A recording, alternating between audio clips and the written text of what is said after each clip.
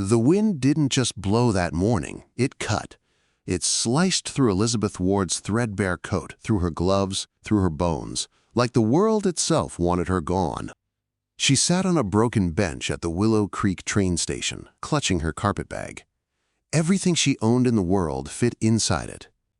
2 dresses, a cracked comb, her mother's Bible, and 17 cents. No train had come for 2 days, and none was coming today either. Snow covered the tracks like a burial shroud. She'd come here out of habit more than hope. There was nowhere else to go. Her husband Thomas had been buried 2 winters ago.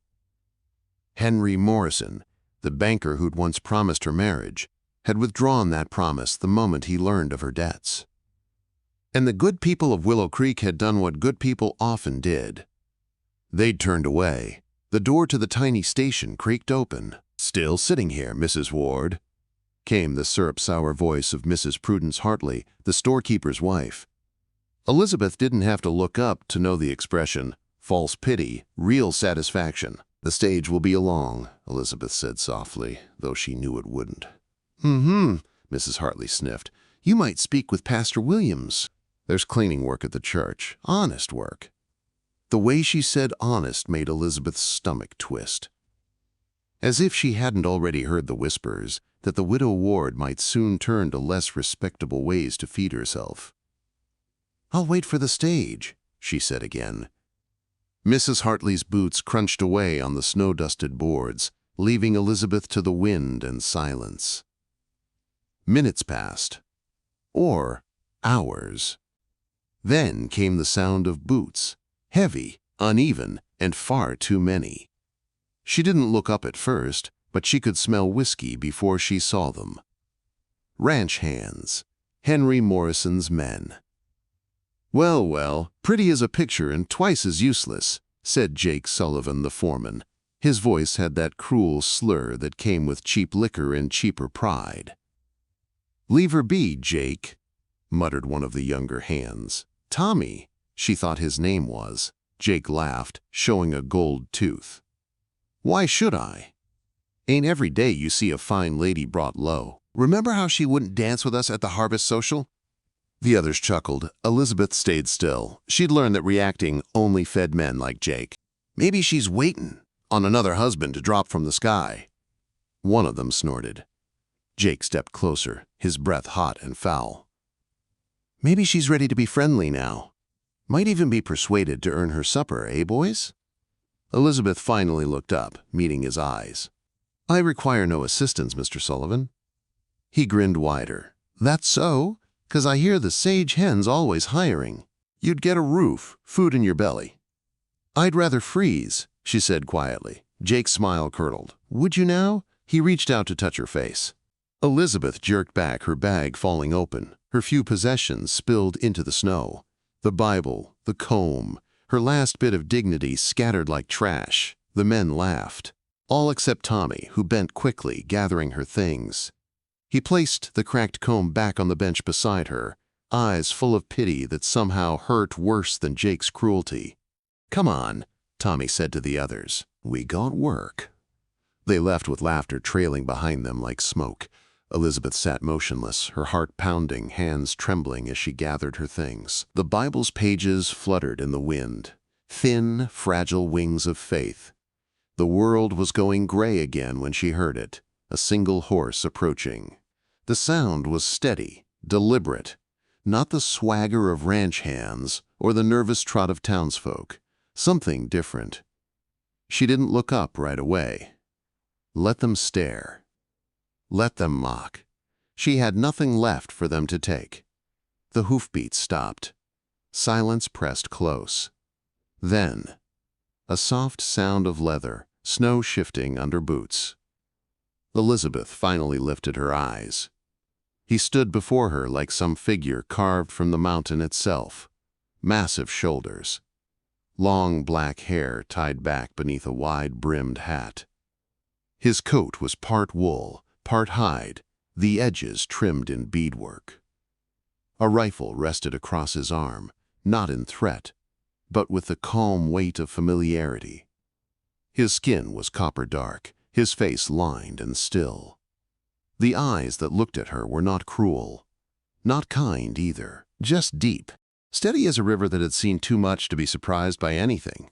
An Apache. Behind him, his black stallion snorted steam into the cold air. The few townsfolk who'd lingered scattered fast. Doors slammed, curtains twitched. Somewhere down the street, someone shouted for the sheriff. The warrior said nothing, just studied her, silent and unblinking. The wind hissed between them. Elizabeth's fingers tightened around her carpet bag. She had nowhere to run and no reason to. The entire town had already judged her, condemned her, cast her aside. What more could this man do? Finally, he spoke. His voice was deep, rough-edged but clear. "You're coming with me." The words hung between them like smoke. Elizabeth blinked. "What?" He didn't repeat himself, didn't move closer. Just waited, still as stone. From behind, a shout broke the stillness. "Hold on there!" Sheriff Coleman approached, hand resting on his gun, face pale beneath his mustache. "Here's a peaceful town. No need for trouble." The Apache didn't glance at him. His gaze stayed fixed on Elizabeth. "Ma'am," the sheriff said nervously, "you just stay put. We'll handle this." "Handle this?" She almost laughed. Where was Coleman when the town threw her out? When she begged for work? When men like Jake spat on her name? The Apache took one slow step forward. The sheriff froze. Behind him, townsfolk were gathering, Henry Morrison among them. His face red, his voice loud. "Elizabeth, don't move. We'll protect you." Protect her? From what? From a man offering her something the town never had. A choice? The Apache's eyes didn't waver. "Choose," he said simply. One word, but it struck harder than any sermon. Choose. When was the last time anyone had asked her to? She looked back at the crowd, at Henry's flushed face, at Mrs. Hartley's pinched disgust, at the pastor clutching his Bible like a weapon. Then she looked at the man before her, steady, waiting, unafraid of her shame. "Why?" she asked softly. His reply came after a pause. "You need leaving. I go home." Same direction. The crowd murmured, whispering of savages and sin. Pastor Williams pushed through the throng, breathless. "Child, don't listen to him. That's a heathen. Your immortal soul." "My soul," Elizabeth said, turning toward him. "Where was your concern when I begged for a place to sleep?" He flinched. The Apache waited. No anger, no pressure, just quiet patience. Elizabeth looked once more at Henry, at the life that had bled her dry, and then at the stranger who'd offered nothing but a direction. Her choice formed clear as ice in her mind. "I'll go." Gasps rippled through the crowd. The sheriff's hand twitched toward his gun. Henry shouted her name, but Elizabeth didn't look back. The Apache reached down a hand, large, rough, steady. She took it. He lifted her onto the black stallion behind him like she weighed nothing. "Elizabeth," Henry cried, "you can't." She met his eyes one last time. "I just did." The horse turned. The crowd parted. No one stopped them. The wind rose again as they rode into the white wilderness. Elizabeth didn't look back.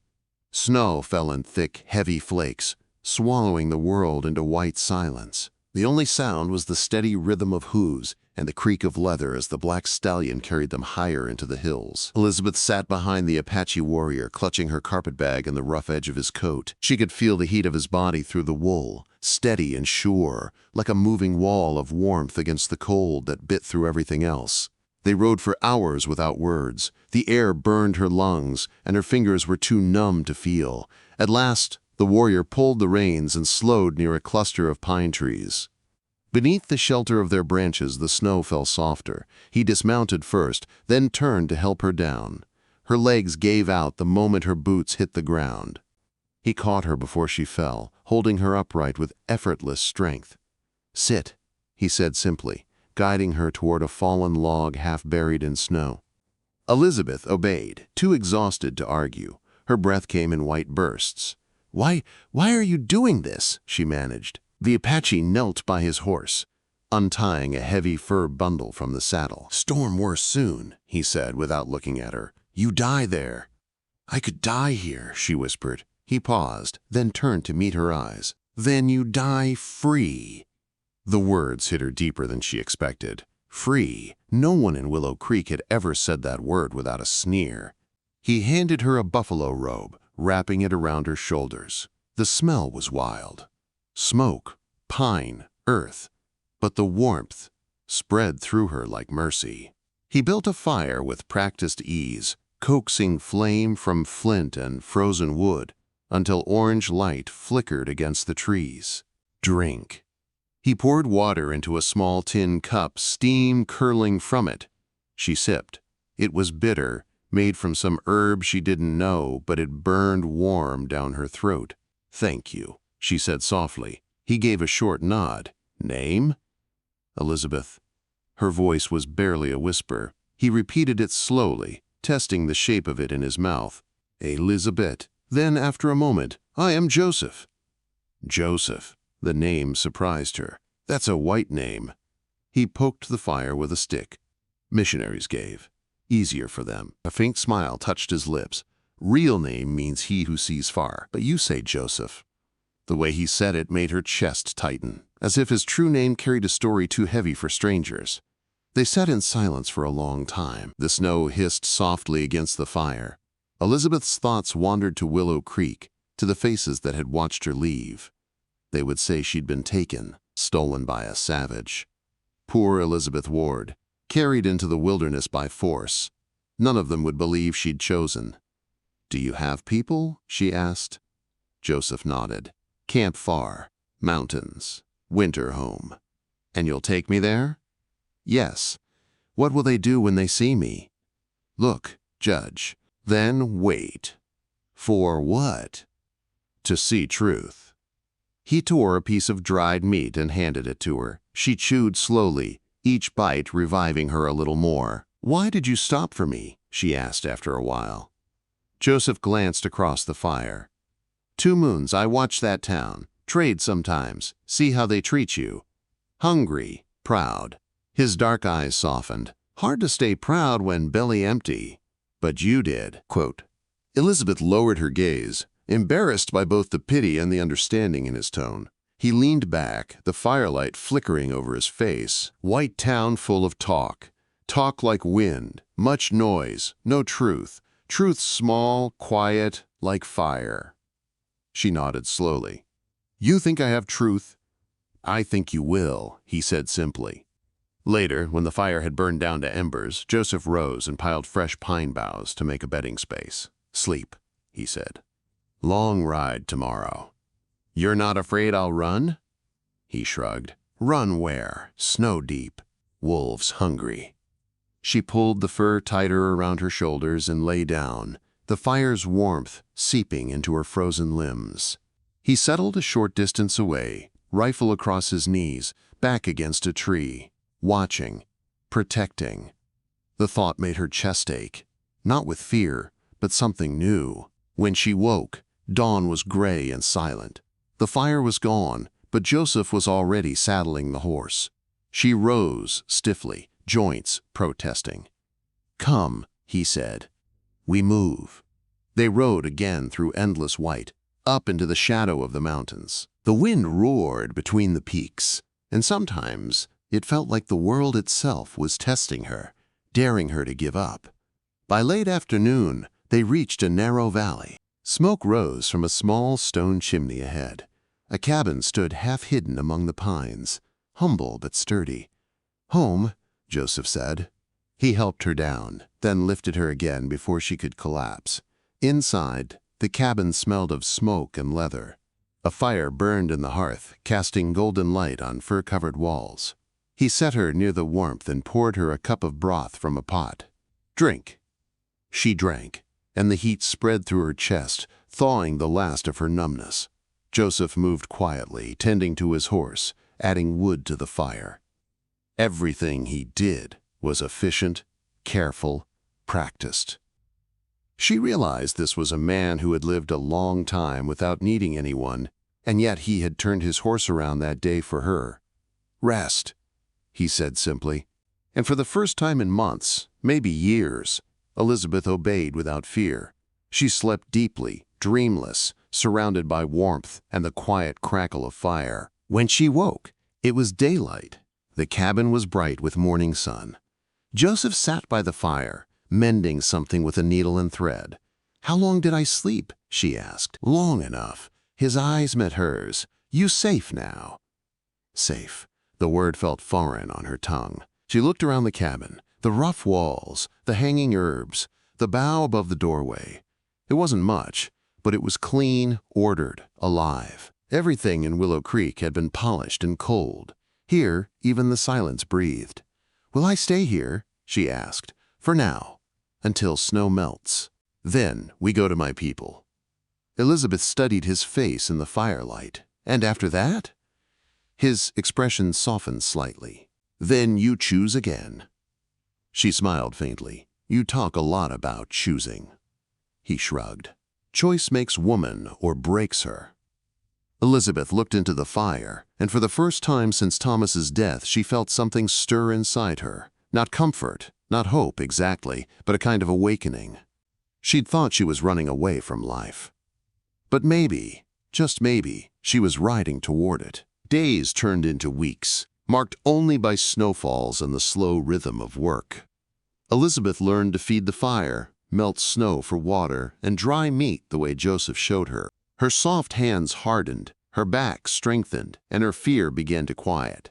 The cabin felt less like a prison and more like a heartbeat. Warm, steady, alive. Joseph spoke little, but his actions taught her more than words could. He moved through the wilderness as if it belonged to him, every sound and sign telling him a story she couldn't yet read. He showed her how to split kindling, how to find dry wood beneath snow, how to listen for the silence that warned of storms. In the evenings they sat by the fire. Sometimes he told stories, old Apache tales about spirits in the mountains and lessons in survival. Sometimes she spoke of her old life in Willow Creek. But mostly they sat in silence, the kind that felt full instead of empty. One morning she asked, "Why did you help me that day?" Joseph looked up from his work. "Because I saw you were already dead where you sat." She blinked. "Dead?" He nodded. Eyes empty, heart still beating but no life in it. "You were waiting for death to come on train." Elizabeth looked down at her hands. He wasn't wrong. She had been waiting for something. Death, rescue, forgiveness, she wasn't sure which. "And now?" she asked quietly. "Now you work, you live, you breathe mountain air. You not dead anymore." She didn't reply, but later, when she carried wood inside, she realized he was right. The ache in her muscles, the sting of wind on her cheeks. It all felt like proof she was alive again. That night, she found her Bible in her carpet bag. The pages were wrinkled from snow, the words smudged in places. She thought of Pastor Williams' voice preaching of sin, of Henry's promises that turned to shame. Then she thought of Joseph. Quiet, strong, never speaking of God, yet somehow living with more truth than any of them.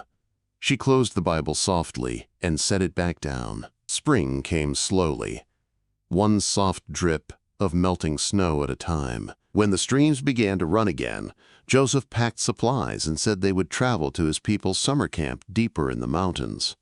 Before they left, Elizabeth cleaned the cabin from corner to corner. "Will we come back here?" she asked. Joseph shook his head. "Maybe, maybe not. Mountain decides." They rode out at dawn. The snow still clung to the shadows, but wildflowers were pushing through the thaw. Elizabeth rode her own horse now, a smaller mare Joseph had trained for her. She held the reins steady, the motion no longer foreign. By midday they reached a ridge that opened onto a wide valley. The air was warmer here, carrying the scent of pine and earth. In the distance, smoke rose from another settlement. Apache lodges of hide and wood, scattered near the river like dark stones. "Your people?" she asked. "Yes." "Will they accept me?" He looked at her for a long moment. "They will see what I see." "What's that?" His voice was calm, certain. "A woman who stands." The words caught her off guard. A woman who stands? Quote, "In my tongue," he said, "it means strength. Endure storm, cold, fear. Still stand." Elizabeth smiled faintly. "Then call me that. Woman who stands." "Seda," he said softly, pronouncing it like a blessing. "That is your name now." Seda. The sound was strange and beautiful on her lips. It felt like the final piece of something she hadn't known was missing. The Apache people watched in silence as Joseph led her through the camp. Some stared, some murmured, some simply nodded. No one touched her. No one questioned. It was a kind of quiet acceptance she'd never known. That night, they sat by the river. The stars stretched endlessly above them, mirrored in the dark water. Seda traced their reflections with her gaze. "Back there," she said softly, "they'll say I was taken, that I was stolen." Joseph poked the fire with a stick. "Let them. Words are snow. Melt fast. Truth is stone." "What's the truth, then?" she asked. He looked at her across the fire, eyes steady. "Truth is woman who chose life when world offered only death."